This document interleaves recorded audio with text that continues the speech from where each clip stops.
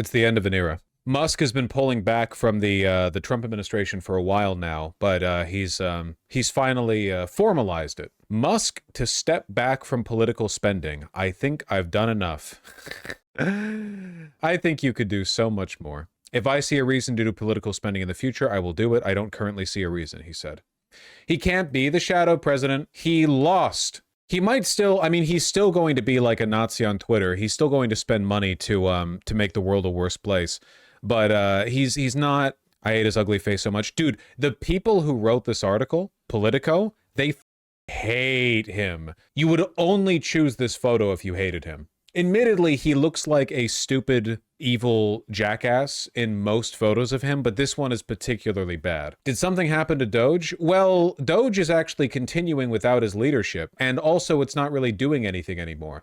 It seems like the long-term effect of DOGE will be crippling, but not defunding, a bunch of administrative state departments, and also making Americans' data a lot less secure by storing it on open servers. But that's it. No money saved. Speaking at the Qatar Economic Forum on Tuesday, the Tesla CEO said he would do a lot less political spending in the future, adding, "I think I've done enough." My guess is that the people over at Tesla are getting increasingly insistent that he needs to come back over there and stop wasting time in Washington.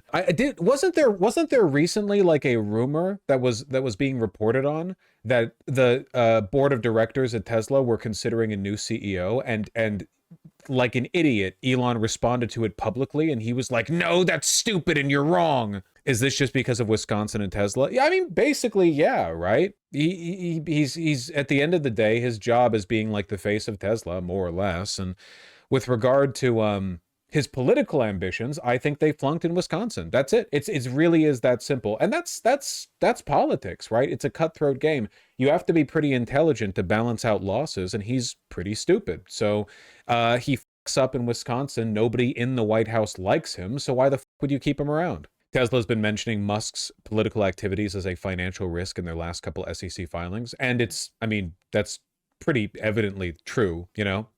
The problem is that it might actually be worse if he goes back to Tesla because he already made his political views public. Yeah, the idea of like him trying to be a neutral businessman in the future, like him going back to being like the epic SpaceX rocket guy or whatever after all of this, it's not. I'm sorry, you're branded for your entire life, your whole life now. Yeah, it is going to be people slapping stickers of you doing the Nazi salute on your cars. More than 8 out of every 10 respondents to a Morgan Stanley survey believe Tesla's CEO Elon Musk's controversial political activities are hurting his business.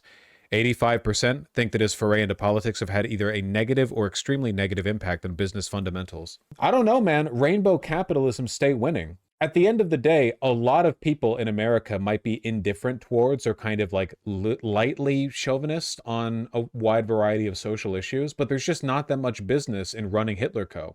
Like, you would think the partisanship would skew both ways. When Disney puts out a woke show, or let's just say, for example, I don't know, Steven Universe, the wokest show or something, okay? You would think like, okay, you're going to have a lot of positive partisan engagement from the left, right? But you're going to have a lot of negative from the right, so it balances out. So if you make an anti-woke show, you're going to get the opposite effect. In truth, that's not what happens.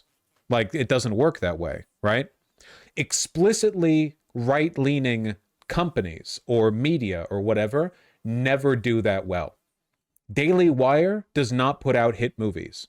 They do not release hit television shows. The right can't produce good art. Black Rifle Coffee will always be like a device to funnel money into right-wing YouTubers. It ain't dethroning Starbucks. But you know there are Starbuckses across the country where there are gay-ass baristas with curly purple broccoli cuts saying, "Here's your coffee," when you go up to the counter and hand them $7.48 for your 8,000 calorie smoothie disguised as coffee, you know? It's unironically a kind of cultural hegemony. You can't get around it. Go anti-woke, go broke. I mean it. I'm not joking. Because at the end of the day, the problem that the right has is that their positions require your life to be dedicated to hatred. You know, to be anti-gay, like actively, to the point that you seek out media that is anti-gay, you need to be a freak degenerate loser. You have to suck as a human, like holistically, and you probably have a bunch of other things wrong with you. But if you seek out media that's pro-gay, that's just normal, because being gay is normal, and we know that as a concept, being gay is under attack. So if you seek, you're watching a show and the show is like, yeah, being gay is cool, a normal person will look at that and go, yeah, that's right. And then stock goes up. It doesn't matter how rough the Trump administration gets. You're fighting against normalcy here, and the normalcy in question is gay people. It doesn't matter how homophobic the administration is. Pride will always be bigger than straight pride. You just can't get around it. You guys get me? Never forget that throughout history, the suppression of queer people has taken an enormous amount of social pressure and state resources. Okay? That shit is not natural. Today, the Russian government, the Iranian government, we're talking about like a nonstop 24/7 hate campaign and a lot of money being put towards maintaining a tenuous status quo that is still being undermined by the trickling in of pro-queer Western media. And internally from their own pro-queer people, you know? Yeah, it's a losing argument from their perspective. They're fighting against the stream, and the stream is gay. It's a stream of cum. Yeah, one of the most explicit examples of this was the fact that Target's stock declined after they went anti-DEI, when they faced pressure from the right and stopped having like the pro-pride stuff in their business. Whereas Costco openly defied the Trump administration and said, no, we're keeping DEI policies. Their stock went up. Sorry. Go anti-woke, go broke. Look at that. This is an article from February 3rd of this year. Target was one of the most outspoken supporters of DEI. It changed its tune. So it was basically like right during the inauguration, right? Oh, curious. The high point of their stock over the past 6 months was right here, right around the inauguration. Like literally, look at that right here. Let me see if I can find the exact date. On January 24th, right there. Perfect. Can you get a clearer example? Literally. It's anomalous. It's you with all the fluctuations in the stock market that we've seen over the past couple of months, to see such a consistent and clear decline. Anyway, we're talking about Elon mostly, but you get my point, right? Basically, what I'm saying is, I'm co-opting. Okay, tomorrow belongs to us. The gay people are an inexorable tide. Our cultural prominence is so great. 90% of Nazis are closeted homosexuals with terabytes of femboy porn. There's just no way around it. We are the future. We're the past too. Think of Rome and Greece. They were gay as shit. People never talk about the gay-ass Mayans. I don't think people know that much about the gay-ass Mayans. It's your job to spread that knowledge. How many times a day do you think about Rome? I'm not a Rome guy. I'm genuinely not. I actually think about Tenochtitlan way more often than I think about Rome, or I guess the Roman Empire. I'm just not a Rome guy. If you were born in ancient or medieval times, what job do you think you'd have? Could I be a cobbler?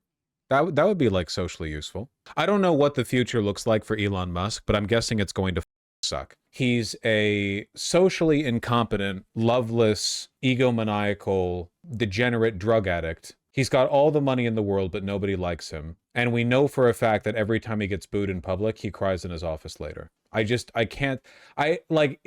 probably going to spiral out more and more over time, because I imagine he was really keen on the whole shadow president thing, you know? Source for the crying. After he appeared at I think it was a Dave Chappelle show in San Francisco 2 years ago, he spoke on stage for a bit and got booed by the audience. And afterwards, apparently he locked himself in his Tesla headquarters manager's office, and people at the office were so worried about him, they nearly called the police for a wellness check, like to break down the door. Oh, that was a Twitter, not Tesla. Right, Twitter. San Francisco. Yeah. He's also very visibly high in basically every public appearance. I'm pretty sure at 6'2", Vosh would have been pressed into military service in Rome.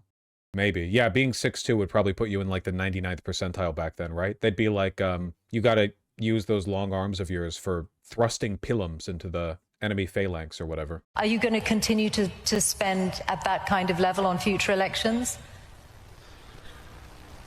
I think in terms of political spending, I'm going to do a lot less in the future. And why is that?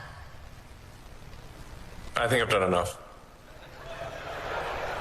You can really tell how like happy he is about this new chapter in his life opening up. I should have showed this at the beginning. He does. He looks like he wants to cry.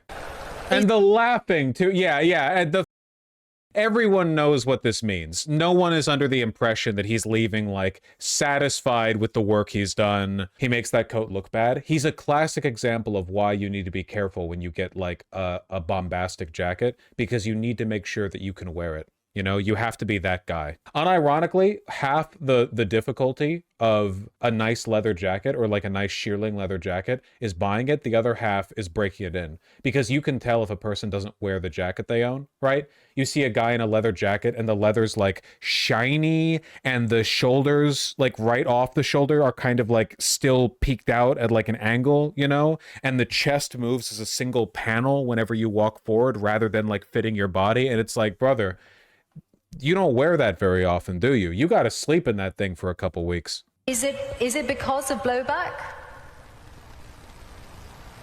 Well, if I see a reason to do political spending in the future, I will do it. Not answering the question.